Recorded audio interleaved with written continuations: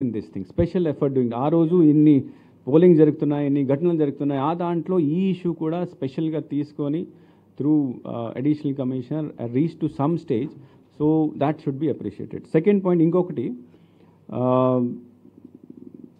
This one issue was related to మన కొన్ని APSB battalion Maharashtra డ్యూటీకి పంపించారు.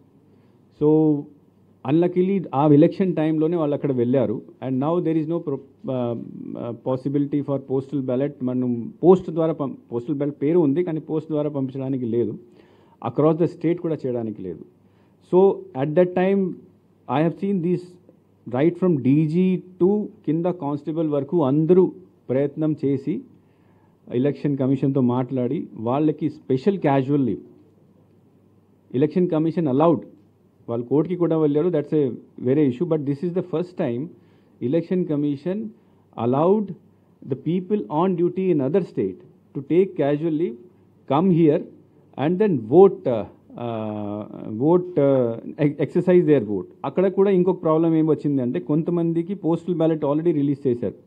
So whether they would be eligible or not in the normal polling station, అది కూడా అక్కడ కూడా మేము election commission has given concession.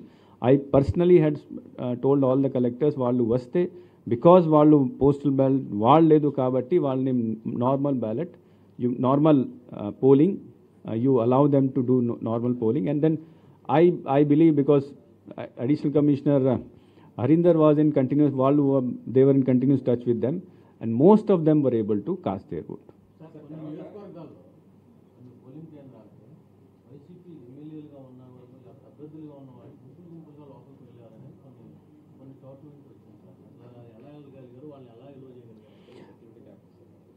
Yeah, we had made our security చాలా ఎలాబొరేట్గా చేసాము, కానీ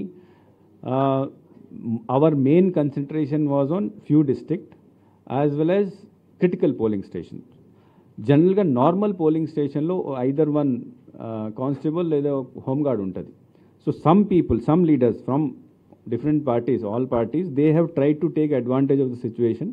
They went inside, కొంతమంది లోపల వెళ్ళొచ్చు, క్యాండిడేట్ లోపల వెళ్ళొచ్చు, there is no doubt in that thing. But లోపల వెళ్ళిన తర్వాత మళ్ళీ బయట వచ్చిన తర్వాత some people, we definitely got that information, some people have misbehaved with the voters also, కొద్దిగా ప్రయత్నం చేశారు.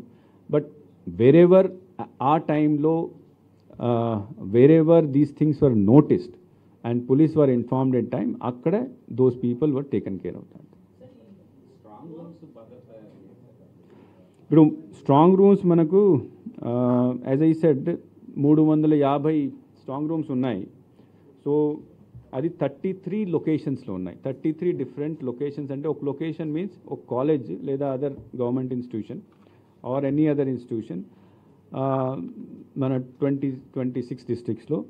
అక్కడ స్ట్రాంగ్ రూమ్ సెక్యూరిటీ కోసం 3 లేయర్ సెక్యూరిటీ ఉంటుంది. ఇన్నర్ లేయర్ అంటే, ఫస్ట్ లేయర్ అంటే వాళ్ళు స్ట్రాంగ్ రూమ్ డోర్ పైన ఉంటారు. ఆ డోర్లో సీసీటీవీ కెమెరా ఉంటుంది.